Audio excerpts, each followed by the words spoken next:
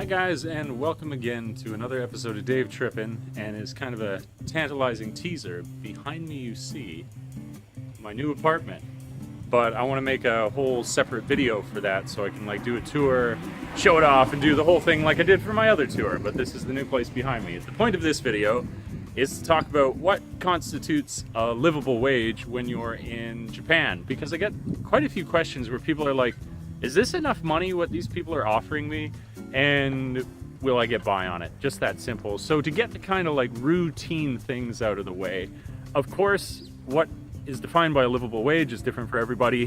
What they think that they can live on compared to what another person thinks that they can live on is different, obviously.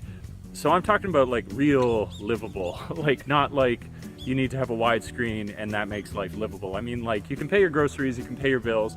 Isn't this beautiful fruit tree thing? I think they're fruit trees. That's gonna look really good in the spring. What can do that for you? And also it's going to change, of course, if you're in the countryside versus the city.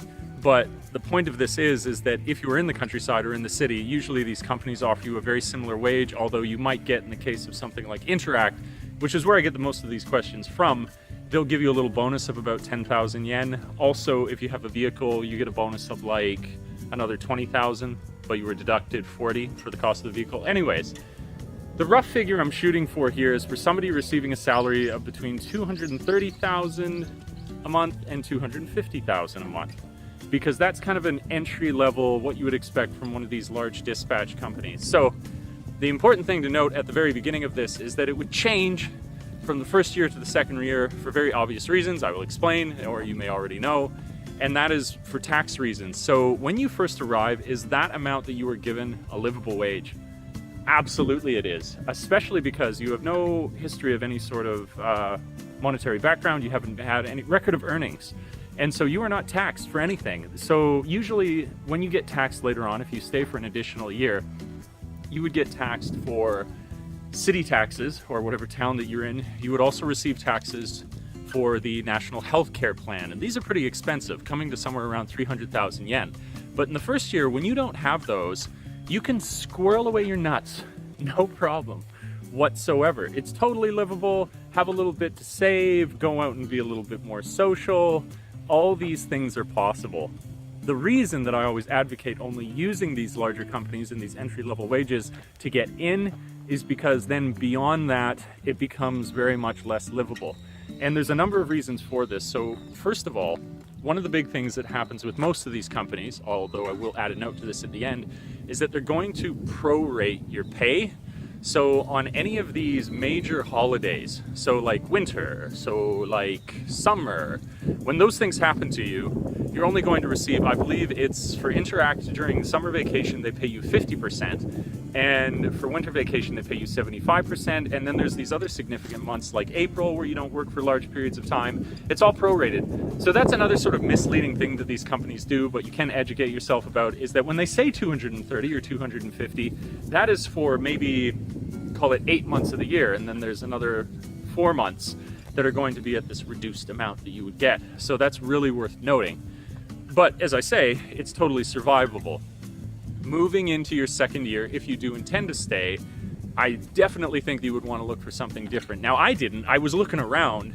I asked for a raise. I thought I would get it out of the dispatch companies, and they gave me 5,000 yen a month raise, which is laughable, right? That's not really a raise, considering. And that won't be enough for you, definitely. And that's why I say go to these other places, look for something else.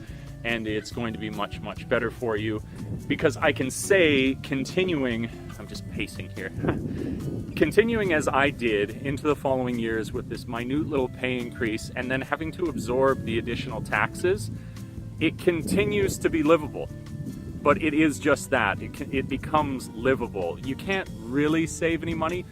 You can if you live like an absolute monk. I got a buddy who's incredibly good with his money. He was my roommate in the place that I live in now.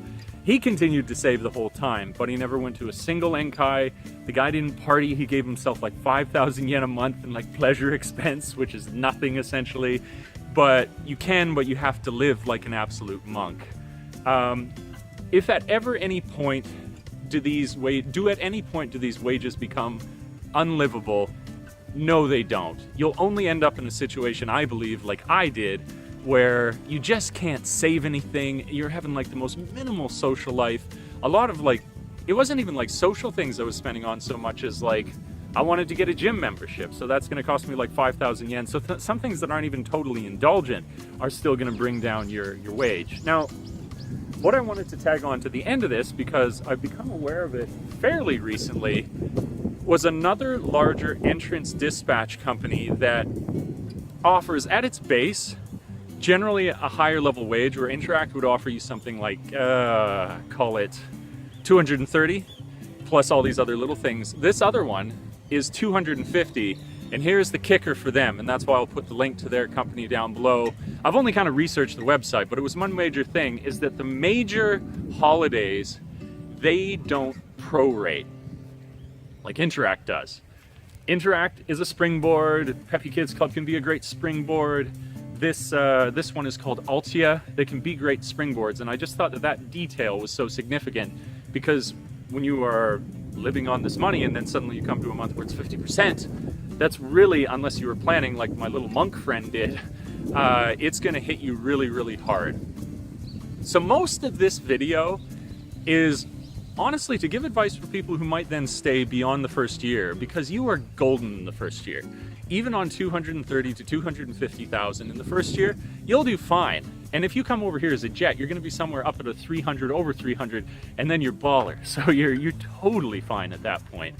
But I did want to put people's minds at ease who are like, is this company gonna sell me up the river here and I'm gonna come over and that won't even be enough to sustain me? They wouldn't be doing that, or I think you'd hear a lot more stories about just how bad living on that amount of money is, and looking around in the way that people speak about it and the way that I had gotten by on it. And I'm okay with my money. I try to be responsible, but I'm no means a poster child for saving by any stretch of the imagination.